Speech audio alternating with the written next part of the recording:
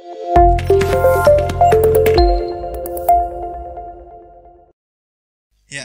assalamualaikum warahmatullahi wabarakatuh. Oke, selamat pagi, salam sejahtera untuk kita semua. Terima kasih pertama-tama saya ucapkan kepada Maburos ya yang telah memberikan kesempatan. Di sini mungkin saya akan share sedikit saja terkait dengan karena di sini ada gizi juga ya, dari gizi, tenaga gizi. Jadi gizi molekuler di sini saya beri judul yang lebih sederhana, yaitu gizi molekuler dan tantangan revolusi industri 4.0.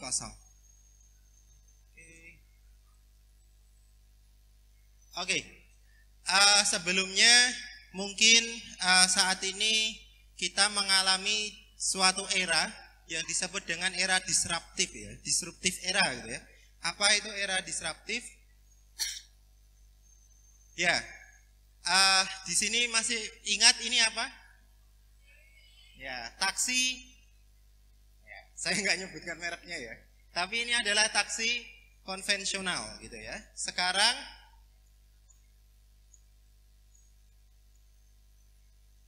ya, kita lihat bahwa saat ini berapa persen sih yang masih menggunakan taksi jenis ini? Jarang. Sekarang sudah menggunakan. Ya, ini contohnya ada Uber, kalau di sini ada Gojek atau Grab ya. Nah, ini yang saat ini sedang terjadi, ini apa ini? Ini adalah lembaga bimbingan belajar. Sekarang bisa online, semuanya bisa. Sekarang ada yang namanya ruang guru dan sebagainya. Jadi misalnya di sini bimbingan belajar yang sifatnya misal seperti Primagama, GO dan lain sebagainya bisa tutup. Bahkan cenderungnya nanti universitas pun juga bisa tutup. Kenapa universitas bisa tutup? Nah, ini adalah universitas ya. Universitas bisa tutup karena sekarang ada online course, kursus online. Contohnya ini adalah Coursera. Jadi kita bisa memilih materi apa saja, tidak bergantung pada materi yang ada di silabus. Misalnya, saya tidak suka matematika gitu ya, maka saya tertarik untuk mengambil mata kuliah matematika materi tentang logaritma saja gitu. Nah, maka nanti di Coursera ini ada satu mata kuliah, ada satu course yang khusus untuk membahas logaritma saja, misalnya seperti itu. Dan bisa jadi nanti universitas itu tutup, gitu ya. Nah, lalu ini yang terakhir adalah bisa jadi kalian nanti tidak perlu ijazah. Kenapa tidak perlu ijazah? Ini Google, Apple, dan 12 perusahaan lainnya itu tidak mensyaratkan ijazah untuk rekrutmen tenaganya. Jadi ketika kalian nanti sudah lulus, ijazah kalian bisa jadi tidak bermanfaat, tidak laku gitu ya. Karena ini salah satunya adalah sekarang adalah era digital 4.0 gitu ya. Nah, ini contohnya karena mereka ya hanya membutuhkan berdasarkan skill, berdasarkan kemampuan. Kalian bisa apa? Saya membutuhkan tenaga yang ahli dalam bidang coding. Bisa jadi nanti sarjana gizi bisa apply, diterima di Google, meskipun ijazahnya adalah ijazah gizi gitu ya, misalnya. Itu kan aneh gitu ya. Nah, dan sebagainya. Karena sekarang sudah zamannya 4.0, informasi itu sangat terbuka sekali. Oke. Nah, ini untuk videonya bisa minta tolong diputarkan, Mas. Wow, very good.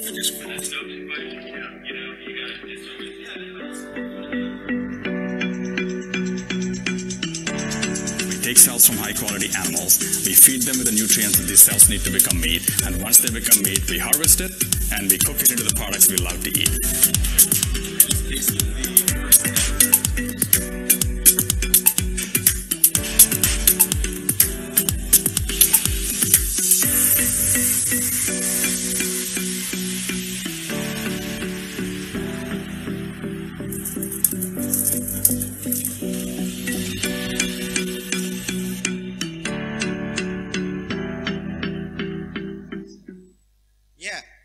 adalah daging yang tidak perlu memotong hewan. Jadi kedepannya nanti daging itu adalah berdasarkan diambil dari sel gitu ya. Jadi sel hewan diambil, dikembangkan di lab, setelah itu bisa dipanen. Nah itu yang dimakan. Ini daging masa depan. Dan ini daging ini diperkirakan akan muncul di tahun 2040. Jadi nantinya tidak ada hewan ya, nanti korbannya adalah korban perasaan gitu ya, bukan korban karena sudah digantikan oleh sel gitu ya. Nah, seperti itu. Ini teknologi yang sudah berkembang. Nah, ini secara definisi saja bahwa sekarang kita memasuk revolusi industri yang keempat, di mana Internet of Things dan lain sebagainya. Jadi ini yang membuka kesempatan informasi itu bisa jalan sejauh-jauhnya. Dan ini yang nantinya menyebabkan disruptive era itu tadi, mengganggu sesuatu yang sudah kokoh, yang sudah established sebelumnya, seperti itu. Nah, ini contohnya yang sudah established itu apa? Contohnya operasi. Kalau misalnya kita operasi, sekarang kita harus datang ke rumah sakit ya. Tapi nanti bisa jadi operasi itu dilakukan dalam jarak jauh. Dan ini sudah bisa dilakukan di Cina dengan menggunakan jaringan 5G ya. Sekarang kan ada 4G ya, 4G ya. Kalau misalnya di HP itu masih ada yang pakai 3G, ada yang 4G ya. Sedangkan kalau untuk operasi ini nanti itu jarak jauh dengan menggunakan 5G. Sekarang itu sudah zamannya sampai ke arah 5G. Artinya apa? Operasi jarak jauh pun bisa dilakukan. Gitu. Nah, lalu ini yang terakhir ya, ini salah satunya adalah untuk ahli gizi pun juga akan terganggu nantinya. Kenapa? Karena sekarang ada alat yang namanya scan. Jadi kalau misalnya ada makanan apple gitu ya, ada apel atau ada di sini contohnya adalah daging salmon, ketika di scan dengan alat ini nanti ketahuan energinya berapa, proteinnya berapa, lemaknya berapa, karbohidratnya berapa. Bahkan dengan adanya alat scan ini nantinya bisa diketahui, nanti di slide saya selanjutnya bisa diketahui apakah makanan ini baik untuk Anda atau tidak. Bahkan sampai ke arah sana. Ya, terus ahli gizi fungsinya buat apa gitu? Ya nggak ada, diganti sama ini. Gitu. Nah, ini yang disebut dengan era disruptif. Begitu. Era yang mengganggu yang tadinya sudah established sekarang diganggu dengan adanya kemajuan di bidang teknologi itu sendiri. Nah, ini salah satunya yang ingin saya tekankan bahwa ahli gizi ini di sini perlu menguasai suatu konsep baru yang disebut dengan gizi molekuler. Kenapa? Karena nantinya ke depannya bisa jadi kalian membawa kartu identitas, tapi di dalamnya isinya itu adalah informasi mengenai gen Anda. Informasi mengenai gen Anda. Saya itu sebetulnya punya gen apa yang beresiko untuk kena penyakit apa, lalu makanannya seperti apa, dan lain sebagainya. Nah, itu aplikasinya, ini yang disebut dengan gizi molekuler, atau di sini ini ada nutritional genomics ya, beberapa contohnya ada nutritional genomics, transkriptomik, proteinomik, nutriepigenetik, metagenomik. Ini semuanya adalah ilmu masa depan. Kenapa? Karena nanti tantangannya ke depan adalah diet itu tidak digebyah-uyah gitu ya. Bahasa Jawanya itu digebyah-uyah atau disamaratakan. Contohnya orang-orang yang hipertensi dikasih diet rendah garam belum tentu dia mengalami turun tensinya. Karena ternyata ada yang gen yang dia sifatnya salt sensitif, ada yang sensitif terhadap garam, ada yang tidak sensitif terhadap garam dan sebagainya. Jadi ini nantinya informasi itu semua berada dalam satu genggaman chip kecil gitu ya. Chip kecil. Jadi nanti kita bisa mengakses informasi-informasi terkait dengan genetik dari chip ini. Oke. Bisa di next, Mas. Ini sedikit ada video lagi terkait dengan nutritional genomic ya. Meet the Crown Spencer family. I'm Andrew, I'm 48, I'm an ex-firefighter and I now run a security company. When I was in the fire service 21 years ago, I underwent quite a traumatic experience. We were trying to extract someone from a car, and whilst I was lifting it, I tore my aorta. Andrew underwent life-saving surgery and was given an artificial heart valve. It's important to stay healthy. I'm Charlotte, I'm 19 and I'm at Bristol University studying equine behavioural science. When I was about 5 or 6, I was diagnosed with a hole in the heart, and then it got quite big and I had to have an operation to fix that. I always try and stick to foods that are healthier because I don't want any other strain on my heart. I'm Sam. I'm 44, almost 45 years of age. I'm a mum and a wife, and I'm behind the scenes keeping everything running smoothly. I do try to keep active, but I've always struggled losing weight. Health is important to the Crown Spencer family, and they've agreed to trial a new app that uses your own DNA results to select the best food choices.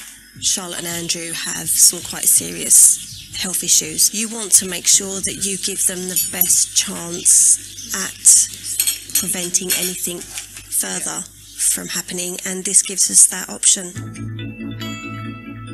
Today, Sam, Andrew and Charlotte have come to Imperial College to meet the man behind the app. DNA Nudge is a way of people being able to make very small changes to their nutritional choices, not changing their behaviour dramatically, but giving people more choices within their natural behaviour. So it's not saying eat a banana instead of a biscuit. You can still eat a biscuit, but this is the better biscuit for you based upon your DNA. The first step for the family is to take a DNA test. So once I've taken your swabs, I insert your swab into this thing called a DNA cartridge. Because all it does is extracts from that swab purified DNA. And then your DNA is spread over these wells. There are 96 wells on this little chip here. We're not looking at your full genome. We're just looking at particular propensities to various medical conditions which we feel that nutrition will have high impact on. And after 10-15 minutes, your entire DNA gets transported to that capsule. The work of all those people in your laboratories, and you can do it in that one little machine. It's pretty amazing.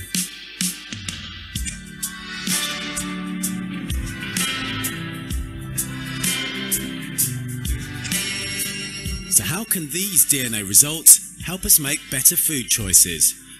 Geneticist Dr. Maria Carvella is the scientist behind the app. You cannot change your genetics and your DNA, but you can adjust your environment, and you can also improve your health by making the right choices. And this is what the app is aiming to do, help people make sustainable choices. There are small changes in diet. You switch from this chocolate to that chocolate, but in the long run, they can have a significant impact. Once the capsule is loaded with the results, it's worn on a bracelet that syncs with an app on your phone. Now for the moment of truth, it's result time. A little bit nervous about getting the fats and sugar back because I've got really bad sweet tooth. A few members of my family do have type 2 diabetes, and that's one thing that I want to stay away from. Heart disease and high blood pressure, that's been the sort of theme all the way through our family. Let's look at your results. You've got lots of greens. Oh, that's so that's good. pretty good. These are almost perfect genes. You've got no reds at all. You've got a couple of mediums, salt sensitivity. It's not high, it's actually medium. So basically, you should be as fit as a fiddle. Your genes are pretty good. Great, well, you've made my day. Next up, Charlotte. Wow, more greens. Fantastic. You're identical to your dad. The only one that you're very high on is salt sensitivity. Just means you've got to be very careful of salty products. Well, I'm happy that the sugar sensitivity is low because that was one that I was really worried about because I was always really, really worried about diabetes. With only one red, it's pretty amazing. Your turn. But will Sam be pleased with her results? Wow, okay. Interesting. So you seem to have a lot of reds. All reds. Oh, the only green is caffeine metabolism. Well, when I got my results, I opened up the app and basically I saw red. I've got a high sensitivity to sugar, which means I've got a high chance of developing type 2 diabetes. Salt, fats, carbohydrates, obesity, but it's actually better to know. With the app loaded, the family is ready to shop. It's too much salt. Each barcode gives the product a green or red light, depending on your own DNA. Yeah, mine's fine with that. If it's red, you get an alternative that's better for you. They're a better option. What we like about this app is it's ever so easy. It's red or green. It tells you at the point that you're making that decision based on your own DNA. Ya, jadi ini yang di luar negeri sudah sampai ke arah bagaimana menentukan dietnya, makanan apa yang dibeli dan lain sebagainya itu berdasarkan gen yang ada di dalam tubuh Anda. Jadi ketika tadi di aplikasinya itu ada merah, berarti individu ini harus membatasi apa? Kalau misalnya yang green masih hijau, berarti dia bisa mengkonsumsi dalam jumlah yang bebas, seperti itu. Lalu tadi dengan adanya bantuan gelang ya, dengan adanya bantuan gelang tadi, dengan adanya HP juga, itu ternyata makanan itu bisa di-scan lalu nanti akan masuk ke dalam gelangnya, itu nanti akan warnanya hijau, merah atau kuning. Jadi kalau misalnya hijau, oh berarti makanan ini bisa saya ambil, bisa saya konsumsi. Tapi kalau kuning, di situ nanti ada ketulisan berapa jumlahnya yang harus dikonsumsi. Kalau misalnya merah, berarti ganti dengan produk yang lainnya. Nah, lalu apa fungsinya ahli gizi di sini nanti? Karena semuanya sudah diganti oleh apps seperti itu. Next. Nah, ahli gizi fungsinya di sini.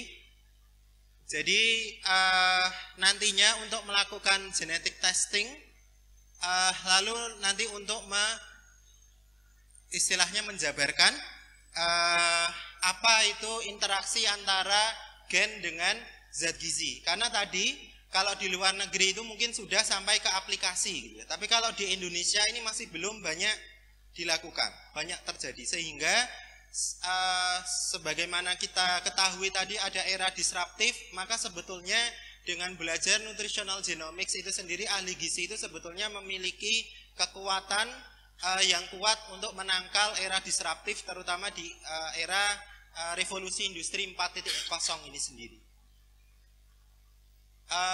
Next, ya. Jadi nutrigenomik ini merupakan terapi di masa depan. Kenapa? Karena dengan adanya perkembangan informasi dan juga teknologi, sekarang ini dulu untuk analisis genetik itu harganya sangat mahal. Mungkin bisa sampai 7 juta gitu ya, untuk satu gen. Tapi saat ini harga untuk analisis gen itu sangat murah. Jauh lebih murah daripada beli warung pecel lele gitu. Harganya itu kurang dari 10.000 per gen untuk analisis satu gen. Ini disebabkan karena adanya perkembangan teknologi dan juga adanya perkembangan cloud system gitu ya. Jadi kalau misalnya di sini ada yang pernah menyimpan di Google cloud. Nah, itu salah satunya adalah karena informasi genetik itu ukurannya adalah terabytes. Jadi sekarang bukan masuknya megabytes lagi, tapi sudah sampai ke arah tera. Jadi informasi genetik itu disimpan di dalam sebuah cloud system yang nantinya itu bisa dijadikan tadi akhirnya gelang atau dijadikan sebagai aplikasi seperti itu. Jadi perkembangannya sangat luar biasa sekali. Next. Ya, ini adalah beberapa contoh ya, beberapa contoh antara gen, interaksi antara gen dengan beberapa diet gitu ya. Contohnya, kalau misalnya di sini ada gen yang berperan dalam obesitas, ini adalah FTO gitu ya. FTO gen, kalau misalnya ada yang memiliki variasi genetik dengan alel T, di sini diberi diet Mediterania, maka menyebabkan resiko untuk type 2 diabetesnya itu menurun gitu ya. Jadi kita ketahui sekarang ini ada banyak sekali jenis diet yang di sini yang diteliti kebanyakan adalah diet Mediterania seperti itu ya. diet Mediterania itu diet yang sangat tinggi MUFA, monounsaturated fatty acid atau asam lemak tidak jenuh tunggal. Begitu. Ini beberapa contohnya. Jadi kalau misalnya ada yang memiliki variasi genetik G di sini ya, alel G untuk apolipoprotein B, maka kalau misalnya seseorang yang tadi misalnya dengan scan yang ada di HP itu memiliki alel G, maka nanti dia akan warnanya merah. Ketika dia merah, ketika diklik berarti Anda tidak boleh mengkonsumsi diet yang tinggi lemak. Seperti itu. Ini beberapa contoh saja. Next, minta tolong. Ya, ini contoh yang lainnya, interaksi antara gen dengan zat gizi. Ada contohnya lain, ini ada kurkumin untuk apa namanya? Kurkumin sudah tahu ya? Kunyit gitu ya. Kurkumin senyawa yang dari kunyit ini ternyata bisa meningkatkan beberapa gens yang ini fungsinya bisa untuk mencegah penyakit jantung begitu. Jadi interaksi gen dengan makanan, makanan dengan gen itu sendiri ini yang disebut dengan nutritional genomics. Jadi ini nantinya bahkan theaflavin yang ada di teh, EGCG ini yang ada di teh hijau dan lain sebagainya, ini ternyata punya efek ke arah peningkatan penurunan beberapa ekspresi gen yang nantinya bisa sebagai antiinflamasi dan anti diabetes seperti itu. Nah, ini contoh preskripsi diet yang saat ini kami di UGM sedang mengembangkan.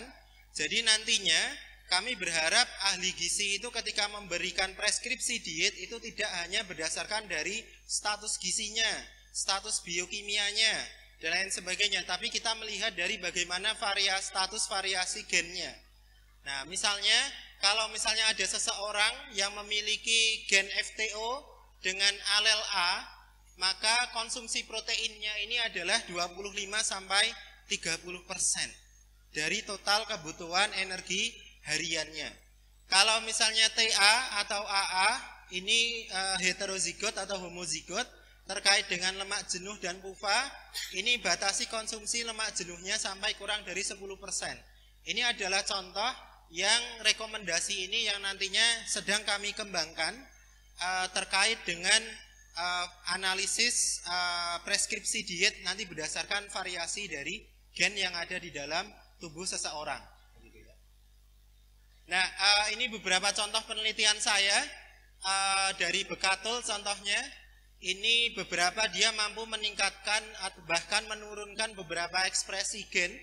Jadi gen ini yang berperan dalam metabolisme energi maupun dalam pencegahan diabetes seperti itu ya. Jadi ternyata ini contohnya Bekatul yang saya fermentasi. Bahkan ada juga kami meneliti tentang gatot gitu ya. Mungkin di sini tadi ada yang dari Ngelipar, dari Gunung Kidul sangat familiar sekali dengan gatot gitu ya.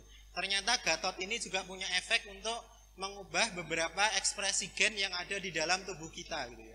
Jadi jangan dikatakan pangan tradisional atau pangan lokal itu dia tidak ada efeknya. Justru dia punya efek yang sangat menguntungkan gitu ya bagi tubuh kita seperti itu. Next, ini contoh lainnya. Mungkin saya tidak banyak terlalu membahas ya. Intinya adalah ini beberapa contoh dietary factors-nya terkait dengan epigenomik seperti itu, bagaimana mempengaruhi gizi mempengaruhi di atasnya gen gitu ya. Sekarang ada yang di atasnya gen yang kita sebut dengan epigenetik seperti itu. Ini yang terakhir dari saya, yaitu sekarang kita beradaptasinya adalah dengan gen ya. Nah, sekarang ada satu lagi organisme yang ada di dalam organ yang ada di dalam tubuh kita yang disebut sebagai second brain atau otak kedua, yaitu bakteri saluran cerna. Bakteri saluran cerna ini ternyata punya efek yang nantinya saat ini sedang dikembangkan. Di Korea itu sudah ada konsensus bahwa perkembangan nantinya terapi gizi itu tidak hanya berbasis gen, tapi berbasis bakteri yang ada di saluran cerna Anda. Begitu. Jadi ini saya kira tidak perlu. contohnya saja bahwa sekarang ini ada yang namanya diet aplikasi atau diet Nemetschek gitu ya. Ini sangat terkenal sekali yang biasanya digunakan untuk anak autisme. Jadi anak autisme itu bagaimana caranya supaya dia tidak autis dan sebagainya, itu salah satunya adalah dengan memperbaiki bakteri yang ada di dalam saluran cernanya. Karena bakteri yang ada di dalam saluran cernanya itu dengan adanya gizi dan sebagainya itu ternyata dia punya efek andil ke otak. Bahkan beberapa studi menunjukkan kalau misalnya bakteri tertentu itu menyebabkan orang itu jadi lebih mudah marah tergantung dari makanannya. Orang yang makan lemak kecenderungannya dia akan memiliki bakteri saluran cerna yang menimbulkan efek di otak itu rasanya pengen marah terus, rasanya pengen makan orang terus gitu ya istilahnya gitu ya. Jadi itu yang nantinya akan dikembangkan. Jadi ini future-nya. Mohon maaf waktunya sudah habis. Oh, ya, pas ya. Terima kasih dari saya, sekian. Saya kembalikan ke moderator.